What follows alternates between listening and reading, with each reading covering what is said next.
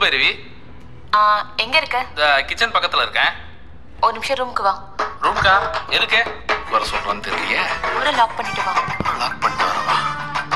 எதுக்கு இப்போ டோரை லாக் பண்ண சொல்ற? எதுக்கு டோரை லாக் பண்ண சொல்லுவாங்க? ஓஹோ, என்னடா இது, பைரவி குழஞ்சு பேசுறா. டோரை வேற லாக் பண்ண சொல்றா, நல்ல நேரத்திலேயே ரூமுக்கு வர சொல்லி டோரை லாக் பண்ண சொல்றேன். யாராவது பார்த்தா தப்பா நினைக்க மாட்டாங்களா? அவங்க நினைச்சா நினைச்சிட்டு போட்டோம். கரெக்ட், அதுவும் சரிதான். அவங்க நினைச்சா நமக்கு என்ன? கொஞ்ச நேரத்துக்கு முன்னாடி மாரணியும் அவங்க ஆட்களையும் போட்டு பொழந்து எடுத்துனேன், பாத்தியா? ஒரு கோவம், என்ன ஒரு வேகம், அப்படியே படத்துல ஒரு ஃபைட் மாதிரியே இருந்துச்சு. பறந்து இல்ல அடிக்கல. ஆமா, எனக்கு சின்ன வயசுல இருந்தே சண்டை போடுறதுன்னா ரொம்ப பிடிக்கும். எனக்கு கூட சண்டை போடுறதுன்னா ரொம்ப பிடிக்கும். ஆனா அப்படியா? இது தெரியாம போச்சு.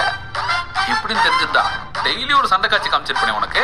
என்ன சண்டை போட்டதில்ல, உடம்பெல்லாம் அங்கங்க அப்படியே வலிக்குது. கல்யாணம் முடிஞ்சதும் எனக்கு கொஞ்சம் தைலெல்லாம் தேய்ச்சி விடுறியா?